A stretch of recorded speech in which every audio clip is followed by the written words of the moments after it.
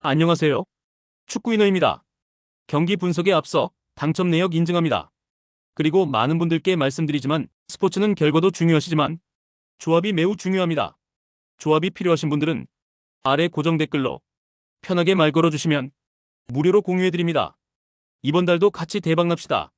홈팀 충남아산은 4-2-3-1 포메이션을 기반으로 하며 데니손과 한교원의 측면 돌파가 주요 공격 루트로 활용되고 있다.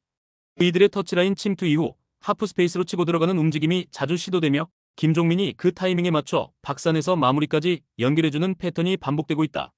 하지만 전체적인 전개 속도는 느리며 측면 위주 전개 외에는 별다른 플랜 B 공격 루트가 부재한 상황이다. 중원에서 템포 조절이 되는 자원도 마땅치 않아 경기 운영의 다양성은 떨어진다. 원정팀 수원삼성은 4-3-3 포메이션을 유지하며 일류첸코와 파울리뇨가 중심이 된 2대1 패스 플레이를 통해 박스 안진입을 노리고 있다. 이규성은 중원에서 볼을 조율하며 공격 템포를 잡아주고 있지만 전체적으로 빠른 전진보다는 반복적인 원투 패스를 통해 짧게 공간을 파는 구조다. 문제는 이 패턴 외에 공격적 전환이 제한적이며 크로스나 세트피스 연계는 효율이 낮다. 후반 교체 자원들 또한 큰 위협을 줄 정도의 전방 파괴력은 부족하다. 양팀 모두 수비적인 안정감은 유지되지만 공격 전개는 지나치게 반복적이고 예측 가능한 흐름이다. 다양한 공격 루트가 실종된 상황에서 경기 전체의 긴장감은 떨어질 수밖에 없다. 결과적으로 이 경기는 평형 상태를 끝까지 유지하며 득점이 제한된 채 마무리될 가능성이 높다. 홈팀 전남은 5-3-2 포메이션을 바탕으로 발디비아의 하프스페이스 침투와 하남의 포스트 플레이를 결합한 전방 공격 루트를 시도하고 있다. 하지만 공격 방식이 지나치게 단일화되어 있으며 측면보다는 중앙을 좁게 공략하는 패턴이 반복되고 있다.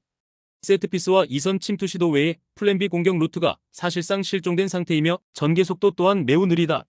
후반 교체 자원 역시 전방 파괴력보다는 활동량 중심 자원이 많아 경기 후반 공격 전환의 기폭제 역할은 기대하기 어렵다. 원정팀 인천은 4-4-2 포메이션을 유지하며 르소와 김보섭의 인버티드 돌파 이후 무고사에게 볼을 몰아주는 단조로운 흐름이 반복되고 있다. 무고사의 피지컬 의존도는 매우 높은 수준이며 중원에서의 연계 작업이 빠르게 전개되지 못하고 있다. 이명주의 볼 배급은 안정적이지만 전진성은 부족하고 문지원의 부상 공백으로 중원 압박 강도도 낮아진 상태다. 결국 공격 전개는 예측 가능하게 흘러가고 있으며 후반 교체 카드는 체력 조절 차원의 교체에 가깝다. 이 경기는 전술 구조와 전개 흐름 모두 단조롭다. 양팀 모두 골 결정력이나 창의적 전개에서 큰 강점을 보여주지 못하고 있으며 결국 서로 지켜보는 공방 속에 90분이 지나갈 공산이 크다. 공격 루트 예측 가능성과 수비 집중력 유지라는 관점에서 무득점 또는 1대1 수준의 무승부 흐름을 유력하게 본다. 홈팀 충북청주는 3-4-3 포메이션을 바탕으로 수비와 공격 균형을 노리는 구조를 가져가고 있다. 가브리엘과 페드로는 전방에서 활동량을 바탕으로 역습 시도를 담당하고 있으며 김선민은 중원에서 밸런스를 유지하며 팀 전체를 조율하는 역할을 수행 중이다. 하지만 수비 라인 자체는 측면으로 넓게 벌어진 상황에서 커버가 느리고 특히 상대 윙어와 풀백의 동시 침투에 대한 대응력이 크게 떨어지는 모습을 자주 노출하고 있다. 309조 특성상 하프스페이스 방어에 허점이 많아 크로스와 컷백에 흔들리는 빈도가 높다. 원정팀 서울이랜드는 4-4-2 포메이션을 바탕으로 적극적인 측면 침투와 전방 압박을 병행하고 있다. 아이데일과 에올레르는 전방에서 상대 수비 라인을 끌어내리는 움직임을 통해 공간을 만들며 특히 변경주는 최근 물오른 감각으로 하프스페이스를 적극적으로 공략하며 위협적인 장면을 반복적으로 만들어내고 있다. 양쪽 풀백 또한 높은 위치까지 올라가 공격 가담을 지속하고 있으며 박스 근처에서는 짧은 패스와 크로스 중심의 전개로 상대 수비를 흔들어내는 방식이 정착되고 있다. 전체적인 공격 템포가 빠르고 볼 소유보다도 실질적인 위협을 만들어내는 데에 집중하고 있다. 충북청주의 300수비는 측면 돌파에 매우 취약하며 서울이랜드가 원하는 방향으로 경기를 설계할 수 있는 흐름이다.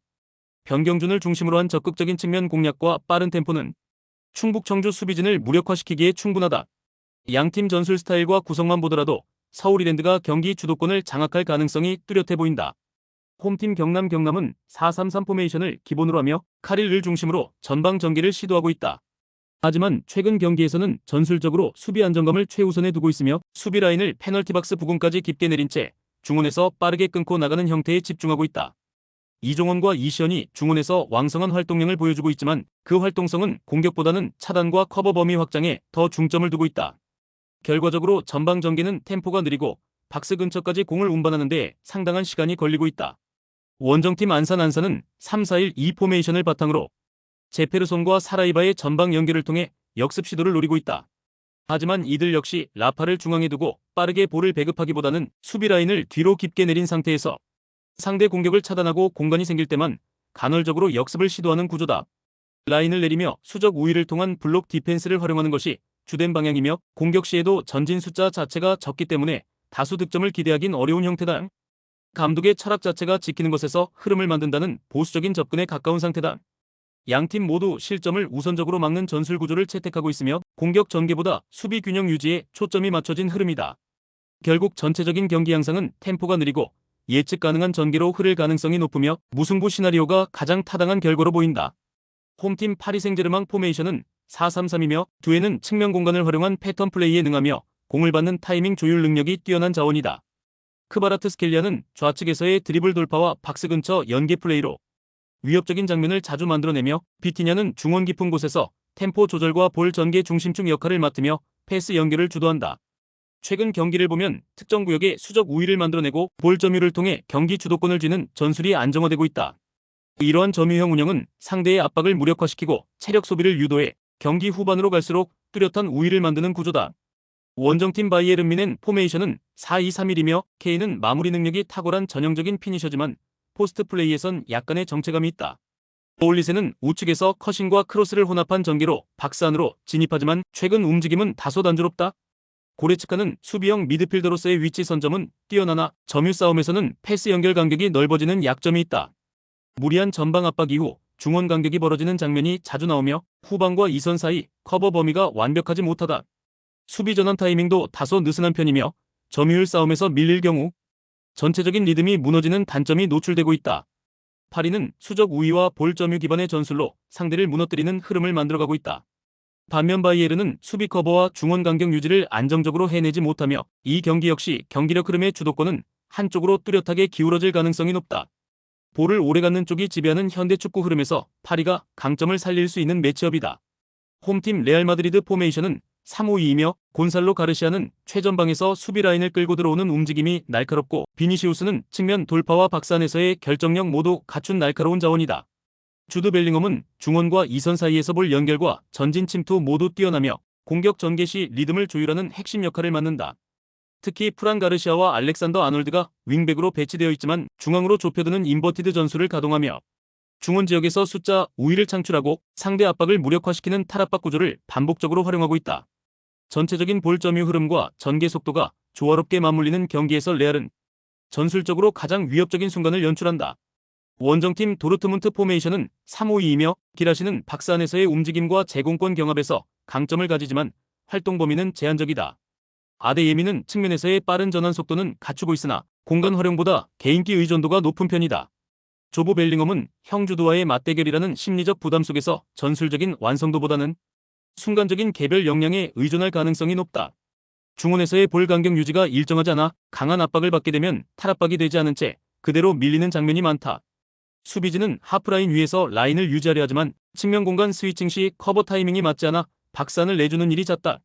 레알은 미드필더 간격과 윙백의 유기적 움직임을 통해 경기를 완전히 장악할 준비가 되어 있다. 도르트문트는 공격 템포보다 수비 전환이 더 문제이며 박스 근처 커버가 무너지는 장면이 반복된다. 이번 벨링엄 형제 더비에서 승기를 가져갈 쪽은 전술적 조직력과 흐름 관리에서 앞서는 레알 쪽이다.